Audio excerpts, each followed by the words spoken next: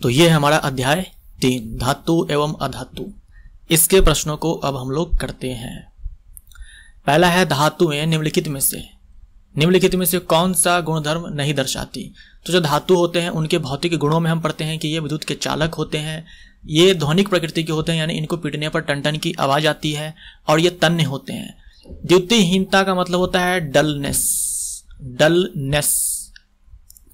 यानी इनमें चमक नहीं होती है ना। जो हम बोलते हैं ना कि धातु में चमक होती है, तो इसका आप बोल सकते हैं कि उल्टा है कि इनमें चमक नहीं होती है, तो ये गलत हो जाएगा। धातुओं में चमक होती है, ये आप बोल सकते हो कि अधातु का ये गुणधर्म है।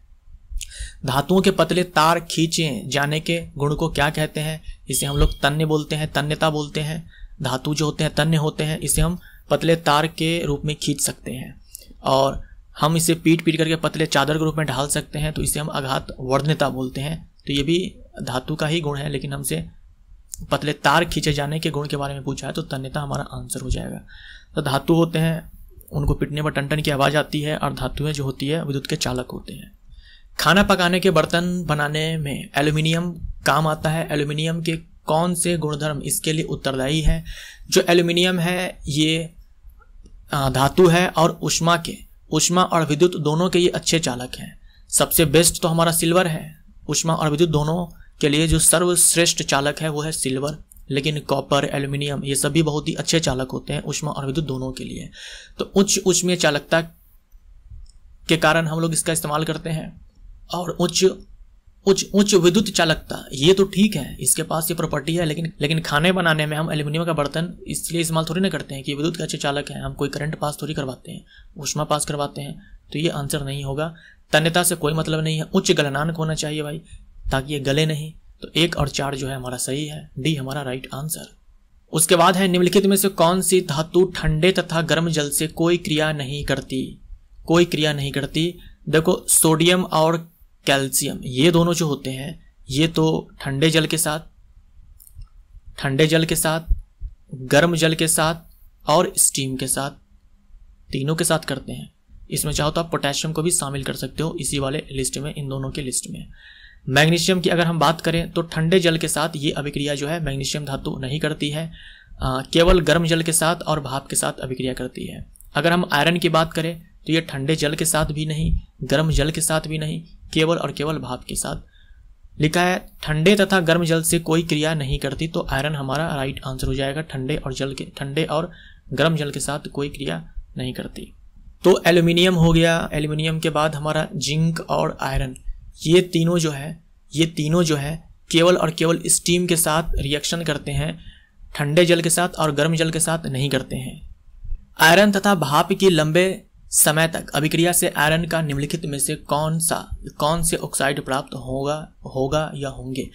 आयरन ठंडे जल के साथ, गर्म जल के साथ अभिक्रिया जो है ये नहीं करता, केवल भाप के साथ करता है। तो अगर हम लंबे समय तक भाप से अभिक्रिया करवाएं तो क्या बनेगा, इसमें से यही बताना है। ये हमारा फेरस ऑक्साइड है, ये फेरिक ऑक्साइड है, और इसे हम लोग देखो, इसे हम बोलते हैं आयरन 2 ऑक्साइड, इसे आयरन 3 ऑक्साइड, क्योंकि यहाँ पर +2 ऑक्सीडेशन स्टेट है, यहाँ +3 है। ये जो है ना Fe3O4, ये समझ सकते हो कि इन दोनों का ये कंबाइंड फॉर्म है, कॉम्बिनेशन है यहाँ पर। तो जब हम ये रिएक्शन करवाएंगे ना तो यहाँ पर यही बनता है Fe3O4 आयरन 2,3 ऑक्साइड, ये इसका रासायनिक नाम है। इसे हम फेरोसोफेरिक ऑक्साइड भी बोलते हैं,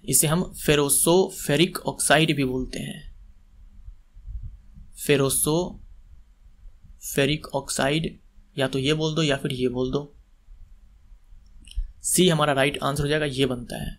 यहाँ आयरन +2 और +3, ये जो ब्रैकेट में नंबर होता है ना, ये ऑक्सीडेशन स्टेट को दिखाता है। तो ये जो है ना Fe3O4, ये इन दोनों का कंबाइंड फॉर्म होता है, जिसमें कि यहाँ पर +2 ऑक्सीडेशन स्टेट होता है, यहाँ पर +3 होता है, इसलिए यहाँ पर आयरन 2,3 ऑक्साइड हम बोलते हैं। क्या होता है जब कैल्शियम को जल के साथ अभिकृत किया जाता है? कैल्शियम के बारे में अभी हम लोगों ने देखा कि जो कैल्शियम है ये ठंडे जल के साथ भी अभिक्रिया करता है, गर्म जल के साथ भी करता है, भाप के साथ भी करता है। पोटेशियम एंड सोडियम ये दोनों भी ठंडे जल के साथ, गर्म जल के साथ और भाप तीनों के साथ करते हैं। लेकिन ये जो रिएक्शन करते हैं ना ठंडे जल के साथ भी बहुत ही तीव्र होती है, बहुत ही ज़्यादा तीव्र होती है। इतनी तीव्र होती है कि ये दोनों जल उठते हैं। लेकिन कैल्शियम के साथ ऐसा नहीं है। यह जल से क्रिया नहीं करता है, कहना गलत हो जाएगा। जल से प्रचंड क्रिया करता है, कहना गलत हो जाएगा। ये दोनों प्रचंड क्रिया करते हैं। यह जल से कम प्रचंड क्रिया करता है, ठीक है, ये जल से कम प्रचंड क्रिया करते हैं। और यहाँ पर जो हाइड्रोजन गैस उत्सर्जित होती है, ठीक है, हाइड्रोजन गैस जो यहाँ पर उत्सर्जित होती है तो ये जलती नहीं है। इस केस में क्या होता है, इतना ज़्यादा ऊष्मा का उत्सर्जन होता है कि हाइड्रोजन गैस जो यहाँ पर इवॉल्व होती है, उत्सर्जित होती है, वो जल उठती है। यहाँ पर नहीं जलती है। यहाँ पर जो ऊष्मा का उत्सर्जन होता है वो काफ़ी नहीं होता है हाइड्रोजन गैस को जलाने के लिए। तो हाइड्रोजन के बबल्स बनते हैं और ये जो कैल्शियम है ये उसमें तैरने लगता है। तो बने हुए हाइड्रोजन गैस के बुलबुले कैल्शियम की सतह पर चिपकते हैं और कैल्शियम तैरने लग जाता है। तो 1 और 4 सही है, ए विकल्प हमारा सही है। धातुएं सामान्यतः अम्लों से क्रिया कर लवण तथा हाइड्रोजन गैस देती है। निम्नलिखित में से कौन सा अम्ल धातुओं से अभिक्रिया कर हाइड्रोजन गैस नहीं देता, मैंगनीज और मैग्नीशियम के अलावा? हम पढ़ते हैं कि जो धातु जो होती है ये अम्ल के साथ अभिक्रिया करते हैं तो यहाँ पर सॉल्ट बनता है, लवण बनता है और हाइड्रोजन गैस जो है उत्सर्जित होती है। लेकिन आपको यहाँ पर यह ध्यान में रखना है कि यहाँ जो हम लेते हैं अम्ल वो लेते हैं डाइल्यूट HCl और डाइल्यूट HCl और डाइल्यूट H2SO4 ये लेंगे तो ये हो जाएगा। साथ में ये भी ध्यान रखना है कि जो धातु है वो क्रियाशीलता श्रेणी में हाइड्रोजन से ऊपर होनी चाहिए। अब यहाँ पर ये बोला है कि इनमें से कौन सा अम्ल है जो धातुओं के साथ रिएक्शन करने पर हाइड्रोजन गैस नहीं देता है। कौन सा अम्ल है? आपको धातु में मैंगनीज और मैग्नीशियम नहीं लेना है। तो ये है हमारा नाइट्रिक एसिड। देखो जो नाइट्रिक एसिड है ये जो है ये ऑक्सीकारक है, स्ट्रॉन्ग ऑक्सीडाइजिंग एजेंट है, प्रबल ऑक्सीकारक है। तो होता कुछ ऐसा है कि जब हम रिएक्शन करवाते हैं धातुओं की इसके साथ तो हाइड्रोजन गैस बनते ही ये उसको ऑक्सीजन चिपका देता है कि ले भैया ऑक्सीजन ले, और जो हाइड्रोजन गैस उत्सर्जित होती है वो H2O में कन्वर्ट हो जाती है, क्योंकि ये जो HNO3 है अपना ऑक्सीजन दे करके ऑक्सीडाइज कर देता है उस हाइड्रोजन को। तो वहाँ पर हाइड्रोजन गैस उत्सर्जित नहीं होती है, बनते ही वो ऑक्सीडाइज हो जाता है तो वहाँ पर हाइड्रोजन गैस नहीं उत्सर्जित होती है। लेकिन यहाँ देखो लिखा गया है कि इन दोनों को छोड़ करके मैंगनीज और मैग्नीशियम, मतलब धातु में अगर हम मैंगनीज एंड मैग्नीशियम ले लें तो अगर हम इसको काफ़ी ज़्यादा डाइल्यूट कर दें, वेरी डाइल्यूट, हम इसमें क्या करें, इसको बहुत ही ज़्यादा तनु कर दें, ऐसे केस में इन दोनों के साथ हम रिएक्शन करवाएंगे तो वहाँ पर हाइड्रोजन गैस उत्सर्जित हो जाती है। तो यही चीज़ आपको ध्यान में रखना है कि मैंगनीज मैग्नीशियम के साथ करवाएंगे तो हाइड्रोजन गैस उत्सर्जित तो होगी, लेकिन वहाँ भी क्या है कंडीशन कि जो नाइट्रिक एसिड है कंसंट्रेटेड या डाइल्यूटेड नहीं होना चाहिए, अत्यधिक तनुकृत अम्ल होना चाहिए ये नाइट्रिक अम्ल, तब जाकर के होगा। बाकी आप किसी भी धातु को उठा लो तो वहाँ पर हाइड्रोजन गैस उत्सर्जित नहीं होती है। तो सी हमारा आंसर। एक्वारेजिया का संयोजन है, एक्वारेजिया HCl और HNO3 क्या लेते हैं 3:1, खटाक से टिक मारोगे ए, लेकिन यहाँ गलत हो जाएगा। देखो यहाँ भी 3:1, यहाँ भी 3:1, यहाँ भी 3:1, यहाँ भी 3:1। तो हमारा आंसर क्या होगा? हमारा आंसर होगा सी। सांद्र HCl का 3 मोल लेंगे, सांद्र HNO3 का 1 मोल लेंगे, तब जाकर के एक्वारेजिया बनेगा। ठीक है, तो यहाँ पर ये भी आपको ध्यान में रखना है कि ये जो दोनों जो अम्ल है ये सांद्र है, कंसंट्रेटेड है। निम्नलिखित में से कौन से आयनिक यौगिक नहीं है?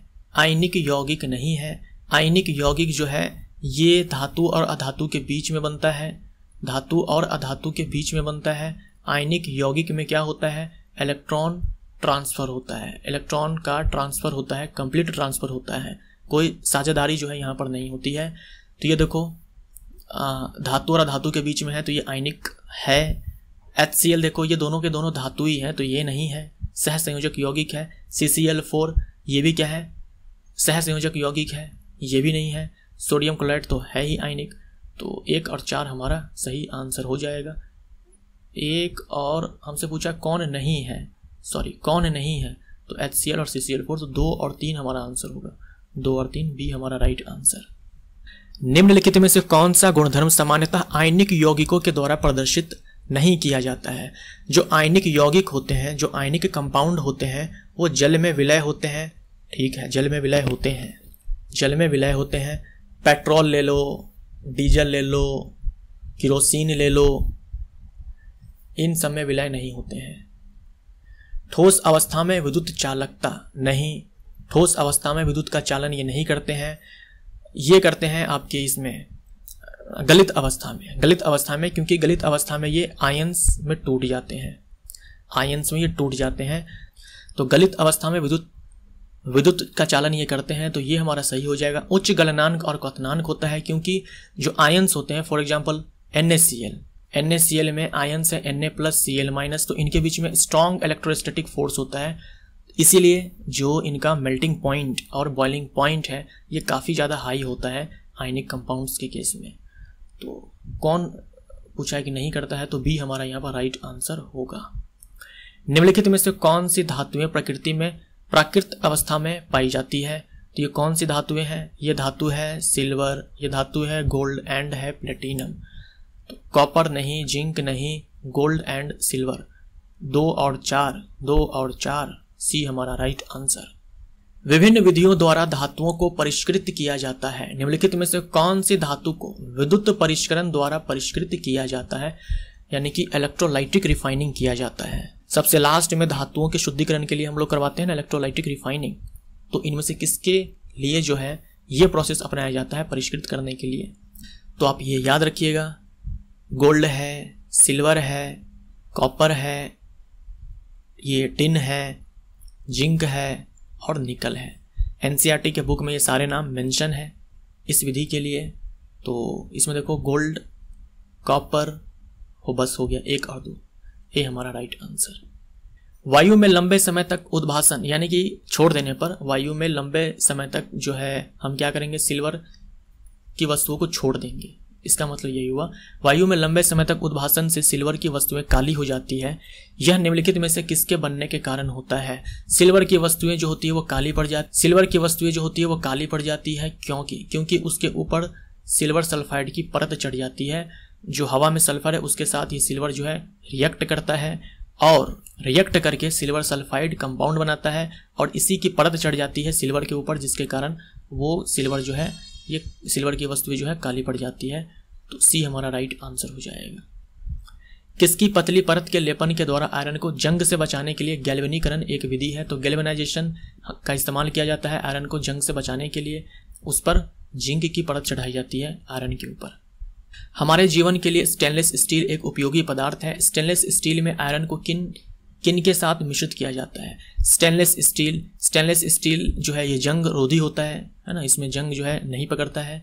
तो ये मिश्र धातु है आयरन के बाद जो है निकल एंड उसके बाद क्रोमियम, निकल एंड क्रोमियम, ये हमारा आंसर।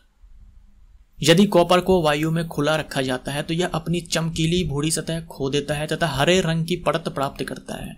यह किसके निर्माण के कारण होता है। अगर कॉपर को वायु में खुला छोड़ दो, रख दो, तो कॉपर जो है, जो वायु में कार्बन डाइऑक्साइड है, इसके साथ रिएक्शन करने के बाद जो है ये कॉपर कार्बोनेट बनाएगा। तो कॉपर के ऊपर जो है कॉपर कार्बोनेट की परत चढ़ जाती है, जिसके कारण ये जो कॉपर है ये हम बोलते हैं कि ये रेड ब्राउन है। कॉपर का जो कलर है ये रेड ब्राउन कलर का होता है। तो इसके ऊपर अगर कॉपर कार्बोनेट की परत चढ़ जाती है तो ये परत जो है ग्रीन कलर की होती है। तो कॉपर कार्बोनेट हमारा आंसर हो जाएगा। धातुएं सामान्यतः ठोस प्रकृति की होती है। निम्नलिखित में से कौन सी धातु कमरे के ताप पर द्रव अवस्था में पाई जाती है। तो ये है मरकरी जो है यह धातु है और ये कमरे के ताप पर द्रव अवस्था में पाई जाती है। ब्रोमीन जो है ये अधातु है, ये कमरे के ताप पर द्रव अवस्था में पाई जाती है। धातुओं में केवल मरकरी है जो द्रव अवस्था में पाई जाती है, इसका एटॉमिक नंबर 80 होता है। और ब्रोमीन अधातुओं में ये इकलौता है जो कमरे के ताप पर द्रव अवस्था में पाई जाता है, इसका एटॉमिक नंबर है 35। निम्नलिखित में से कौन सी धातुएं गलित अवस्था में उनके क्लोराइड के विद्युत अपघटन से प्राप्त होती है। तो रिएक्टिविटी सीरीज में जो धातुएं जो ऊपर आती है, जैसे कि पोटेशियम है, सोडियम है, कैल्शियम है, उसके बाद मैग्नीशियम है, इन सब को प्राप्त कैसे किया जाता है। तो इन सब का पहले लिया जाता है मोल्टेन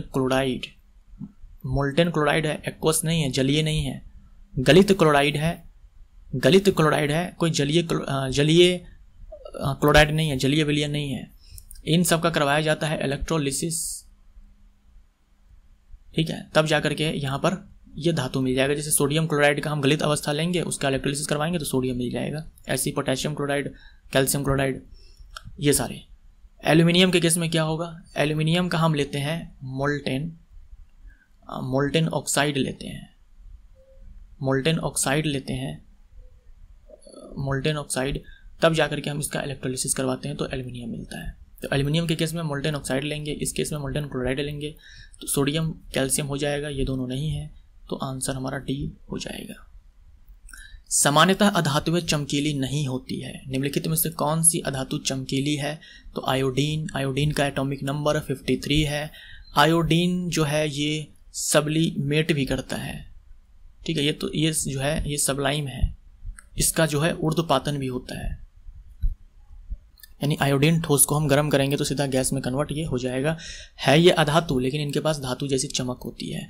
निम्नलिखित 4 धातुओं में से कौन सी उसके लवण के विलयन से अन्य 3 धातुओं द्वारा विस्थापित की जा सकती है, तो रिएक्टिविटी सीरीज में ये जो कॉपर है इन सब से नीचे है मैग्नीशियम, सिल्वर एंड जिंक। नहीं, सॉरी, इसको मिटाने दो, मुझे उल्टा मैंने बोल दिया। रिएक्टिविटी सीरीज में आपको इन सब में मैग्नीशियम जो है सबसे ऊपर मिलेगा, उसके बाद आपको मिल जाएगा जिंक, उसके बाद आपको मिल जाएगा कॉपर और उसके बाद मिल जाएगा सिल्वर। तो सिल्वर के सॉल्यूशन से सिल्वर को ये तीनों ही विस्थापित कर सकते हैं, क्योंकि ये तीनों जो है सिल्वर से ऊपर है। तो सिल्वर का अगर आप कोई भी विलयन लेते हो, कोई भी लवण विलयन लेते हो, तो क्या होगा, उसका रिएक्शन करवा दोगे इन सब से, इनमें से किसी से भी, तो सिल्वर को विस्थापित कर लेगा और अपना विलयन बना लेगा। तो सिल्वर हमारा यहाँ पर राइट आंसर होगा, कॉपर नहीं होगा, बी। 3 चिन्हित परखनलियों में ए, बी, सी में क्रमशः सांद्र HCl, सांद्र HNO3 और सांद्र HCl एवं सांद्र HNO3 का 3:1 में मिश्रण लिए गए हैं। मतलब हमारे पास परखनली है, ए है, बी है, सी है। तो हमसे कहा यह जा रहा है कि ये जो परखनली है इसमें हमने लिया है सांद्र HCl, इस वाले में हमने लिया है सांद्र HNO3 और इस वाले में हमने क्या लिया है, इस वाले हमने HCl लिया है, HCl और HNO3 लिया हुआ है 3:1 में। मतलब सीधा ये क्या है, एक्वारेजिया है। प्रत्येक परखनली में धातु का एक छोटा टुकड़ा डाला गया। परखनली ए तथा बी में कोई परिवर्तन नहीं हुआ, परंतु परखनली सी में धातु घुल गई, धातु हो सकती है। तो आप जानते हो कि जो गोल्ड है एंड जो प्लेटिनम है, ये दोनों जो है ये दोनों नहीं घुलते हैं सांद्र HCl में, सांद्र HNO3 में, लेकिन जब हम इन दोनों का लेते हैं मिश्रण 3:1 के रेशियो में, तो ये दोनों घुल जाते हैं। तो हमारा जो आंसर है यहाँ पर वो बी भी है और डी भी है, ठीक है। एनसीईआरटी में केवल ये बी ऑप्शन दे रखा है, एनसीईआरटी के अंदर जो है केवल बी ऑप्शन दे रखा है कि सही है, लेकिन आंसर जो है AU भी होता है और प्लेटिनम भी होता है, ये दोनों होते हैं। तो यहाँ पर बी और डी दोनों सही विकल्प है। एक मिश्र धातु है, मिश्र धातु नहीं है, ये मिश्र धातु है, अलॉय, ठीक है। ये क्या है, अलॉय, यहाँ टाइपिंग मिस्टेक है, मिश्र धातु। तो मिश्र धातु जो होते हैं वो समांगी मिश्रण होते हैं, सी हमारा राइट आंसर हो जाएगा। जो मिश्र धातु होते हैं समांगी मिश्रण होते हैं। तत्व और यौगिक को हम लोग शुद्ध पदार्थ बोलते हैं, शुद्ध पदार्थ यानी कि प्योर मैटर्स, और जो मिश्रण होते हैं उसे हम लोग इम्प्योर मैटर बोलते हैं, इम्प्योर सबस्टांस बोलते हैं। तो शुद्ध में जो है ना तत्व और यौगिक दोनों आते हैं, जो मिश्रण होते हैं वो अशुद्ध होते हैं। एक विद्युत अपघटनी सेल बनता है, विद्युत अपघटनी सेल यानी एक इलेक्ट्रोलाइटिक सेल बनता है। तो हमें अगर इलेक्ट्रोलाइटिक सेल बनाना है तो वहां पर पहले हम इलेक्ट्रोड्स लेंगे और इलेक्ट्रोलाइट लेंगे करंट पास करवाने के लिए। इलेक्ट्रोलाइट है जो आयंस प्रोवाइड करवाएगा, आयंस तो चाहिए ही इलेक्ट्रिक करंट पास करवाने के लिए, तो ये दोनों चाहिए। अब जो इलेक्ट्रोड होते हैं ये 2 प्रकार के होते हैं, है ना। एक को हम बोलते हैं एनोड और एक को बोलते हैं कैथोड। अच्छा, कैथोड के पास चलता हुआ पता है कौन आता है, कैथोड के पास चलता हुआ केटायन आता है। केटायन मतलब धनायन, धनायन जिसके ऊपर प्लस चार्ज होता है, जिसके ऊपर प्लस चार्ज होता है। तो कैथोड के पास, सी से मैंने ऐसे याद किया हुआ है, सी से कैथोड, सी से केटायन, सी से कैथोड, सी से केटायन। तो कैथोड के पास चलता हुआ केटायन आता है, प्लस वाला आता है। तो बताओ ये जो कैथोड है ये नेगेटिव इलेक्ट्रोड होगा या पॉजिटिव इलेक्ट्रोड होगा? ये नेगेटिव इलेक्ट्रोड होता है, तभी तो केटायन आता है, प्लस वाला आता है। ये हमारा पॉजिटिव इलेक्ट्रोड होता है। तो एक विद्युत अपघटनीय सेल बनता है धन आवेशित कैथोड से। कैथोड हमारा निगेटिव होता है, ठीक है ना, ऋण आवेशित होता है, धन आवेशित नहीं। ऋण आवेशित एनोड से, एनोड हमारा धन आवेशित होता है, तो ये भी नहीं। धन आवेशित एनोड से, ऋण आवेशित कैथोड से। 3 और 4 हमारा सही हो जाएगा। जिंक के विद्युत परिष्करण के दौरान अभी आपने देखा था कि silver, gold, copper, zinc, tin, निकल, इन सब का जो है, इन सब को परिष्कृत किया जाता है विद्युत परिष्करण के द्वारा। तो पूछा है कि जिंक जो है कहाँ पर जाकर के डिपॉजिट होगा, निक्षेपित मतलब डिपॉजिट होगा। तो जिंक जो है इसके ऊपर कौन सा चार्ज होता है, +2 चार्ज होता है ना। तो ये क्या है, कैटायन है। ये किसके पास जाएगा, ये कैथोड के पास जाएगा, है ना। तो कैथोड पर निक्षेपित होता है। ए हमारा राइट आंसर हो जाएगा। आगे देखते हैं, एक तत्व ए मुलायम है तथा उसे चाकू से काटा जा सकता है। आगे पढ़ने की जरूरत है क्या? हाँ, पढ़ लेना आप। सोडियम हमारा आंसर हो जाएगा। सोडियम को चाकू से काटा जा सकता है, आप जानते हो। मिश्रातु, फिर मिश्रातु लिखा हुआ है, ये मिश्र धातु है। मिश्र धातु एक धातु का एक धातु अथवा अधातु के साथ समांगी मिश्रण है। मतलब जो एलॉय है, जो एलॉय होते हैं, या तो ये हो सकता है कि मेटल प्लस मेटल से बने हो, यानी मेटल प्लस मेटल, धातु धातु का ये मिश्रण हो, या तो ये हो सकता है कि धातु और अधातु का मिश्रण हो। तो ज़्यादातर जो ये मिश्र धातु होते हैं, मिश्र धातु, धातु का मिश्रण, लेकिन ऐसा भी हो सकता है कि धातु के साथ अधातु मिश्रित हो। तो ज़्यादातर तो ये वाले होते हैं, लेकिन कुछ ये भी होते हैं। कुछ ये भी कौन है? स्टील। स्टील क्या है? आयरन एंड कार्बन, लोहा और कार्बन का मिश्र धातु। तो डी हमारा आंसर हो जाएगा। पीतल जो है ये कॉपर और जिंक की मिश्र धातु है। कांसा जो है कॉपर और टीन का मिश्र धातु है। अमलगम में जानते हो कोई एक मेटल होगा, ठीक है, कोई भी एक मेटल होगा और उसके साथ में मरकरी। तो अमलगम का एक जो है फिक्स घटक जो है निश्चित रूप से जो रहता ही रहता है वो है मरकरी। डी हमारा आंसर। मैग्नीशियम धातु के लिए निम्नलिखित में से कौन सा कथन गलत है? गलत बताना है। यह ऑक्सीजन में चमकीली श्वेत ज्वाला के साथ जलती है। क्या यह सही है? बिल्कुल सही है। ठंडे जल से अभिक्रिया पर मैग्नीशियम ऑक्साइड बनाती है। ठंडे जल के साथ तो ये अभिक्रिया करती ही नहीं है मैग्नीशियम धातु। आपने देखा था ना, ठंडे जल के साथ नहीं करती है, केवल गर्म जल और भाप के साथ करती है। तो ये जो विकल्प है ये गलत है। बी हमारा आंसर। यह गर्म जल से क्रिया पर मैग्नीशियम हाइड्रोक्साइड बनाती है।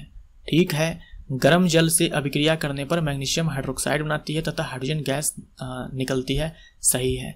यह भाप से क्रिया पर मैग्नीशियम हाइड्रोक्साइड बनाती है तथा हाइड्रोजन गैस निकलती है। अगर आपको याद होगा तो मैंने केमिकल रिएक्शन वाले में करवाया हुआ था कि अगर जो धातु है ये रिएक्शन करे कोल्ड वाटर, है ना, कोल्ड H2O, या फिर इसके स्थान पर ले लो आप हॉट H2O, तो यहां पर जो धातु होते हैं उसका बनता है हाइड्रोक्साइड,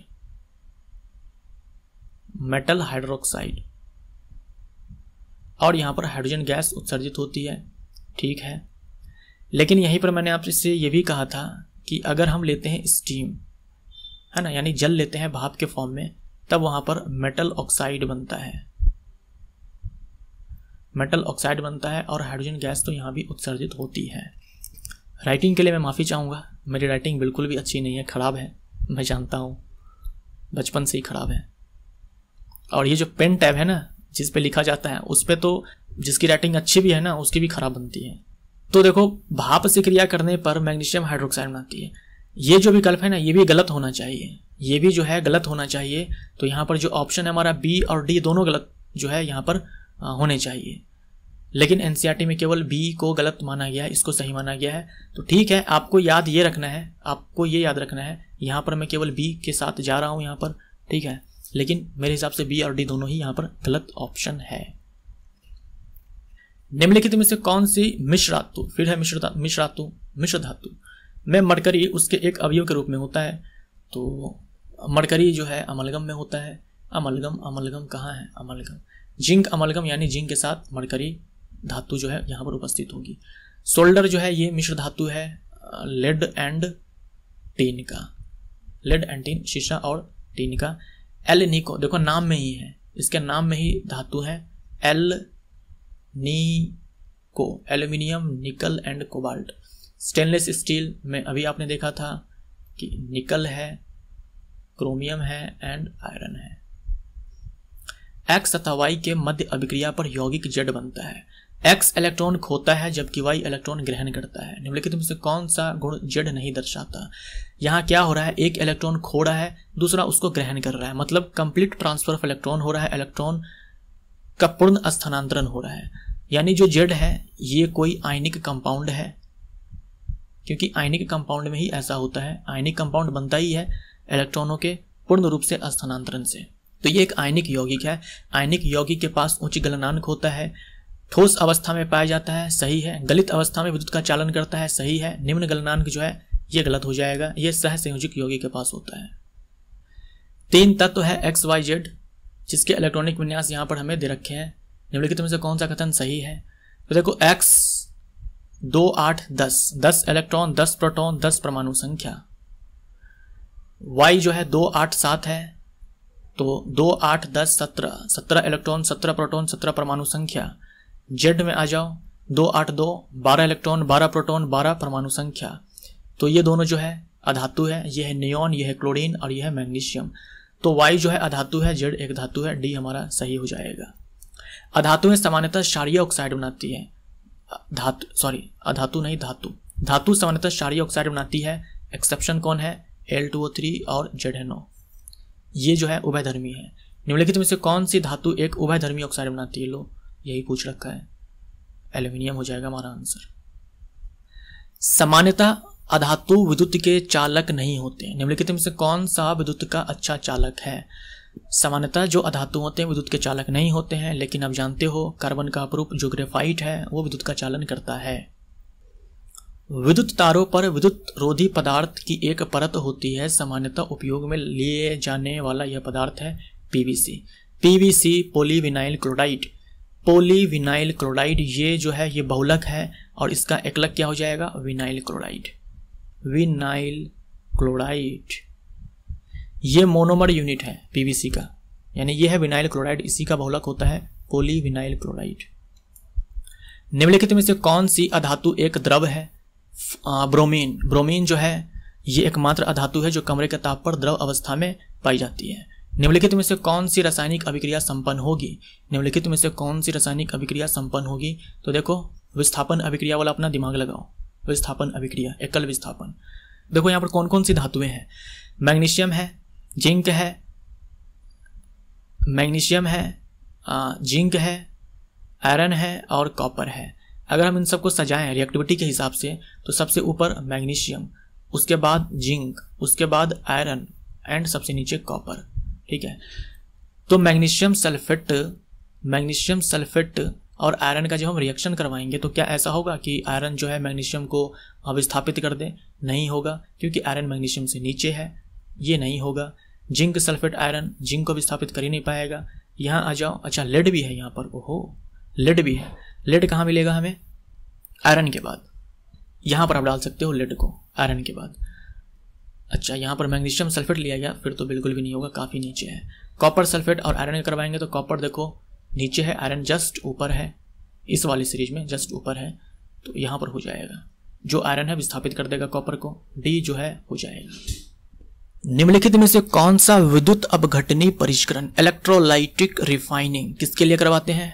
सिल्वर, गोल्ड, कॉपर, उसके बाद जिंक, टीन, निकल, इन सब के लिए करवाते हैं। अब बताना है इनमें से कौन सही व्याख्या करता है। बताओ क्या होगा? देखते हुए आपको बताना है कि किसमें एकदम सब कुछ सही दिखलाया गया है ना, किसमें सब कुछ सही दिखलाया गया है। तो पहले वाले में देखते हैं क्या सब कुछ ठीक है। थोड़ी देर पहले हम लोगों ने इस बात पे चर्चा किया, जो कैथोड है इसके पास कैटायन आता है, मतलब ये है नेगेटिव इलेक्ट्रोड। हर एक एक चीज को देखना है, ठीक है। और एनोड जो है इस पे होता है, इस पे एनायन आता है, तो ये है पॉजिटिव इलेक्ट्रोड। कैथोड पर कैटायन आएगा, एनोड पर एनायन आएगा, है ना। कैथोड पर कैटायन आएगा, सी से कैथोड, सी से कैटायन, ए से एनायन, ए से एनोड, एनोड पर एनायन आएगा, यानी कि ऋण आवेशित चार्ज, ऋण आवेशित जो कण होंगे वो आते हैं, तो ये है पॉजिटिव। अब यहाँ पर देखो इस बैटरी के टर्मिनल को देखो, नेगेटिव वाले के साथ पॉजिटिव इलेक्ट्रोड है, पॉजिटिव वाले के साथ नेगेटिव इलेक्ट्रोड है, तो ये गलत हो जाएगा। नेगेटिव के साथ नेगेटिव होना चाहिए, पॉजिटिव के साथ पॉजिटिव होना चाहिए। यहाँ आ जाओ, एनोड जो है हमारा पॉजिटिव है, कैथोड जो है हमारा नेगेटिव है, तो ये ठीक है। पॉजिटिव वाले के साथ पॉजिटिव, नेगेटिव वाले के साथ नेगेटिव, यहाँ पर ये चीज़ सही है, कोई दिक्कत नहीं है। अम्लीय विलयन सारे में जो है सेम ही है, कोई दिक्कत नहीं है यहाँ पर। अब इस यहाँ पर देखते हैं हम, एनोड पर नेगेटिव आएगा, कैथोड पर पॉजिटिव चार्ज आएगा। तो कैथोड पर पॉजिटिव चार्ज जो है जा रहा है और एनोड से पॉजिटिव निकल रहा है। देखो एनोड से पॉजिटिव को निकलता हुआ दिखलाया गया है, तो कोई दिक्कत नहीं है, सही है। आता हुआ होता तो गलत हो जाता, तो निकलता हुआ दिखा रहा सही है, और कैथोड पर आता हुआ पॉजिटिव चार्ज ठीक है। तो यहाँ तक ठीक है। अब आ जाओ अशुद्धियाँ। जो अशुद्धियाँ जो नीचे यहाँ पर मिलती है उसे हम लोग एनोड मड बोलते हैं। आपको पता है एनोड मड क्यों बोलते हैं? क्योंकि एनोड के नीचे ये अशुद्धियाँ आकर के जमा होती है।